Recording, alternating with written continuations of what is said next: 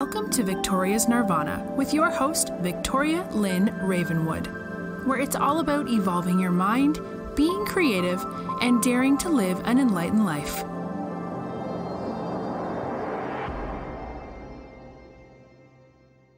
Hello and welcome to episode 5. This week we will be focusing on our monthly Victoria's Nirvana kitchen episode, where we will explore a new recipe or aspect of food and how it connects to our soul and informs our journey through life. How we do food is how we do our spirit and our soul, and there's a big connection there because it's all about nourishing. Nourishing the body is nourishing the mind, is nourishing the soul, and it's all connected. One of the books that I'm using is The Mystic Cookbook by Denise and Medellin. A recipe in here that stood out for me was called the Velvety Spice Sweet Potatoes, and it was included in a chapter on inviting angels for dinner, and I thought the two went pretty well together. Let's first explore the velvety spiced sweet potatoes. She uses coconut milk and ginger and some Chinese spices to make these heavenly sweet potatoes, and they don't take that long to make. She has you boiling the potatoes, adding coconut cream and some fresh ginger with a spice called Chinese 5 spice powder.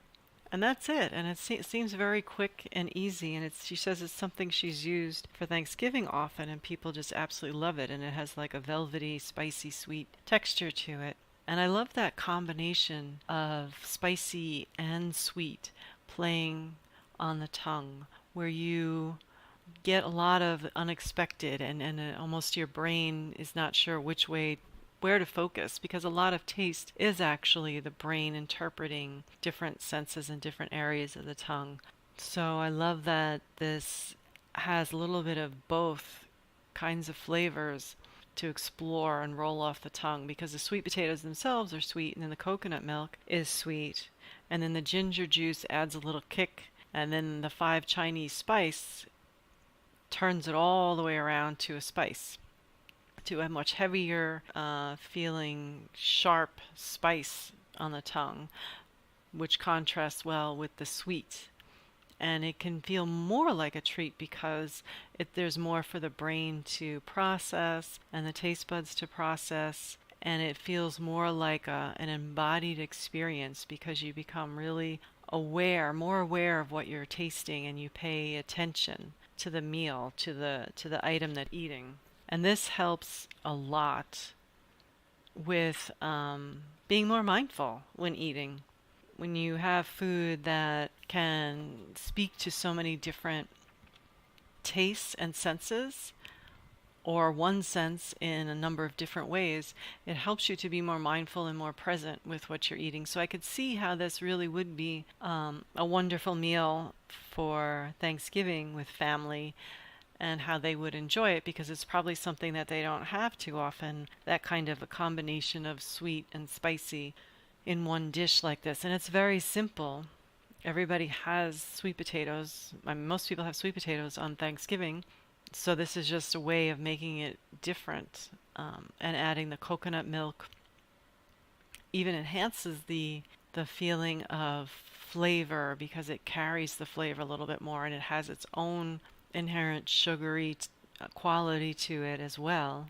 So it makes the potatoes more bodied and full and creamy and sugary and tasty, and then there's that kick of ginger, and then the complete turnaround of the spice. So it seems to be like a very wonderful, easy recipe to make, especially for something you're probably already making anyway. You're just boiling the sweet potatoes, adding some coconut cream and ginger juice, freshly squeezed is best, and then putting on the Chinese 5 spice powder, which I guess is a fairly common ingredient. So it's really not asking much more of your time, but there's a little more thought into the process of how it tastes and how it feels, and what the actual experience of eating it will be for everyone at the table. So I really like this recipe, and I look forward to trying it many times and playing with the amounts of spice versus cream and seeing how it plays out for me. And if there's anything else I might want to try, it might be a good dish to even try some mixing some baked apples in, I would think. Just playing around with different textures and different ways of adding sweet and spice into it. And in another part of this chapter, she talks about inviting the angels for dinner, which is also interesting because, especially for Thanksgiving section of the book, I guess we tend to try and be grateful, and we try to be somewhat mindful, and maybe even some people say prayers before eating. But how often do we actually invite the sacred to eat with us? How often are we actually mindful when we eat and paying attention to how we're feeding ourselves and nourishing ourselves and chewing our food? We have teeth for a reason, and so many people just inhale their food and don't really chew it and give the stomach a break and the whole body a break by actually chewing the food and savoring it and nourishing ourselves with conscious intention.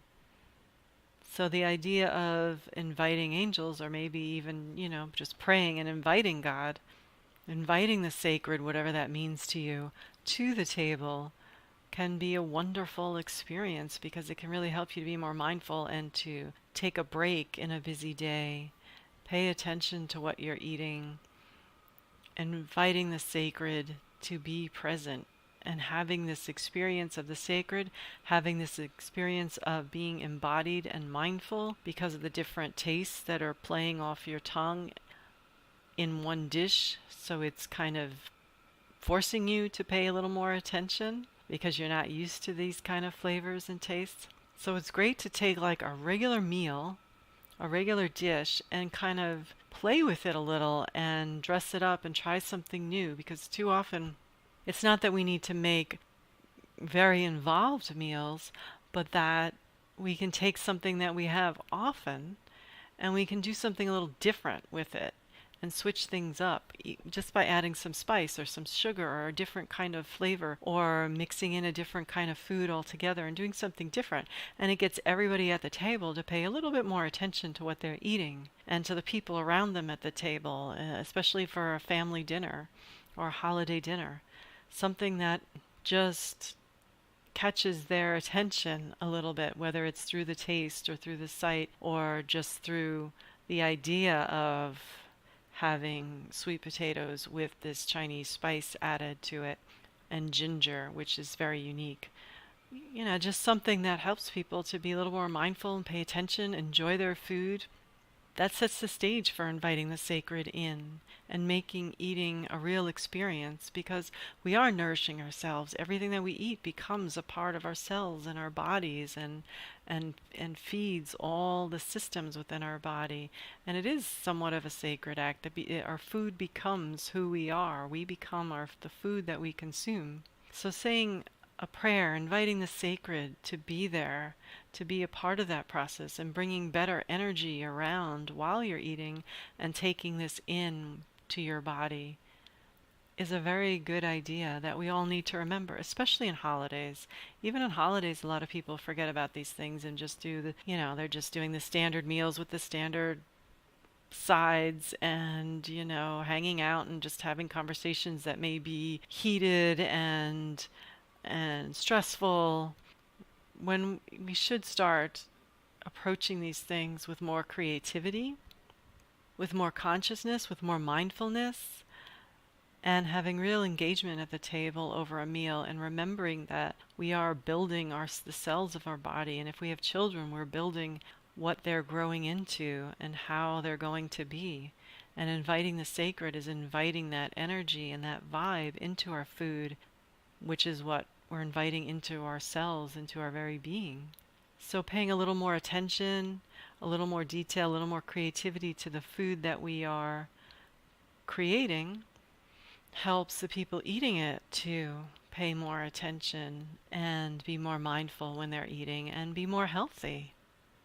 All of these things can go to serve to making us more healthy in body, mind, and spirit, and having an experience of nourishing ourselves that is holistic and grounded and sacred And every family should take a minute out of the day and do this for themselves. And the dinner time meal is a perfect time to do that. Even if you buy store-bought sweet potatoes, you can still add some ginger and spice or honey or any kind of way of making it sugar and spicy. And it doesn't take a lot of time for recipes like this to add something as simple as that to it. So it's good to start looking at some of the meals you make on a regular basis and seeing if there are ways to spice it up, jazz it up, do something a little different, catch the attention of your kids, of your family, of yourself, having different textures, treating yourself. A lot of times we say we don't have the money, we don't have the time to treat ourselves, but we have to eat, and we're eating anyway, so why not make food a treat? Why not make food something that helps you to be more mindful and embodied? Why not try an old recipe in a new way and see how it can enhance your whole dining experience, and invite the sacred in. Invite the sacred to be present while eating and to be in the food in whatever way the sacred speaks to you. And see how you feel. You may feel completely different after such a meal. And maybe the conversations for holiday meals will be different and not as stressful, and people will be more relaxed and grounded. So I think it's worth a try. I know I'm going to try this a couple of times and play around with it, and maybe I'll even try my idea of adding apples to it. So be sure to check out victoriasnirvanatribes.com for our companion website that has lots of discussion and continues a lot of these podcasts with additional resources. Thank you. Have a wonderful day. Thank you for listening to Victoria's Nirvana. Subscribe and visit victorialynnravenwood.com to sign up for the newsletter.